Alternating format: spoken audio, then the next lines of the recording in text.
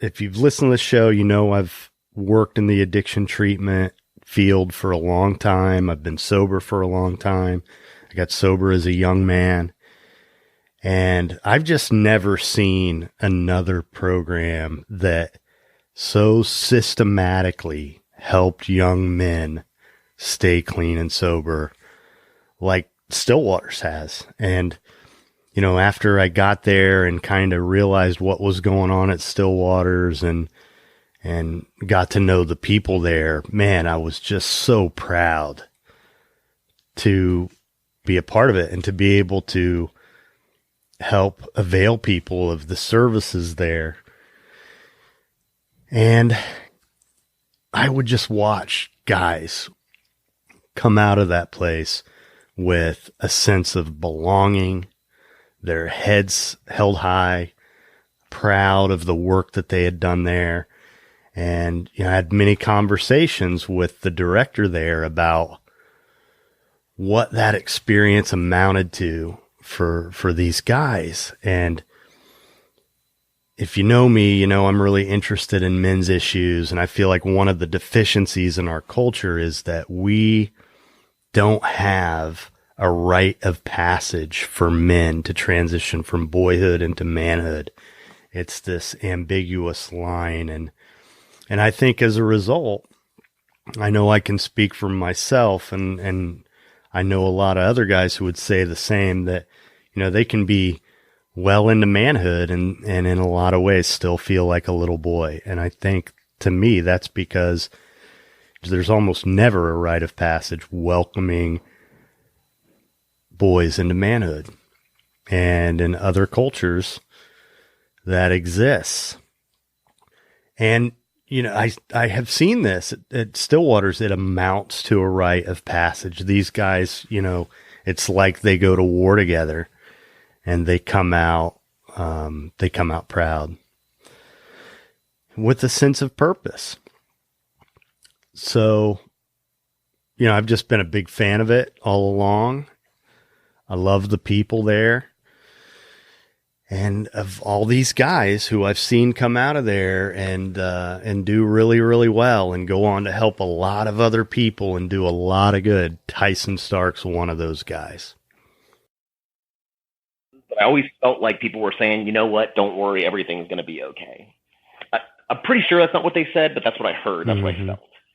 When I went to this other center, I'm going to bring the center up. Is that okay? It's called Stillwater's. Of course. That was, Stillwater's was the defining moment in my life that really was the catalyst of changing my entire life, and specifically the men that worked there. And so these guys sat across from me, and they didn't treat me like they were superior. They treated me as though they were just further along in their recovery than I was. They treated me like a newcomer in a 12-step meeting. Right. And they said things that were tough to hear. Like, I don't know who told you that everything's going to be okay, but everything's not okay. Like, you're in a bad, bad spot. Right. Right. And for somebody that was so good at moving and shaking and shucking and jiving, these guys have already seen that game before. Not only had they already seen it, they had already done it themselves in their lives. Right. So they saw me coming a mile away. There were some men that sat there with me, and I'll give you an example. This is probably the best example I can think of. I, like a good person, like a good drug addict, alcoholic that's been in multiple treatments, I smuggled my phone in. You know, in this place, there's very little cell service. It's out in the middle of nowhere. Yeah, but I smuggled it in. And at night, I had found this spot that that had like one bar of cell service, and of course, I had a on what, rehab like romance, 38 acres of land, and you found the 1 square foot. Where yeah, I'm like upstairs holding my phone up in the air in the dark, getting this one bar. Yeah. To text this girl who I don't even remember her name. We only knew each other for a couple of days in detox, the rehab romance, you know? Yeah. And that was my outlet, because I was in this place of being in treatment yet again. And every time it gets worse, right? Because you can only keep that negative self-talk at bay for so long. And then it just explodes on you. And so I had to find an outlet. I didn't have drugs or alcohol, so I went to the next best thing, the 5'5" blonde-headed Lortab.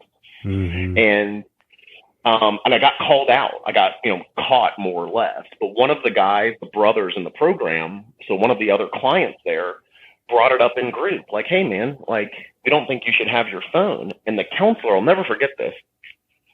The counselor just kind of looked at me and he said, you know what? He's like, I'm not going to take your phone. He's like, you're an adult, but like, when is enough going to be enough? Like, when are you going to just stop playing this game? And I'm sitting there thinking to myself, oh man, these guys have no idea. I got my phone. They're going to let me keep it. And by the next morning, I went up and handed my phone in. Mm-hmm. And he had communicated with me in a way that was so different than what I had experienced before, because it was always me versus them. Mm-hmm. And it was always trying to figure out a way to circumvent the authorities. And he spoke to me, and he spoke to me more than just logically and intellectually in my head. He spoke to my heart, and he spoke to me in a way that caused me to ask that question. They suggested that I do things that were no different than what had been suggested to me in the past. I just believed these guys. Yeah. Because they were doing it. They were sharing their experience and strength and hope with me. It wasn't theoretical to them. This wasn't like, we think if you do these things, you're going to get well. They're like, we know if you do this, you'll get well. Right. And by God, I did. And there's this one experience there with the executive director. His name's Heath. You know him. I sat in his office and I looked at him and I said, will you please just call my family and tell them to forget about me and just let me go? And I didn't want to go and get high. I just wanted to walk out into the woods and just, like, naturally, I guess, just disappear. Yeah. And he looked at me, and at this point, we both have tears in our eyes, and he looks at me and he says, we're not going to do that, Tyson. He said, we're going to love you until you can love yourself. And I was so angry at him. But ultimately, that's what happened. The secret in the whole thing isn't these awesome new age modalities. The secret in the whole thing was just loving somebody and being patient enough to let them struggle and not go and save them when they're uncomfortable, and continuously every day to show up and lead by example.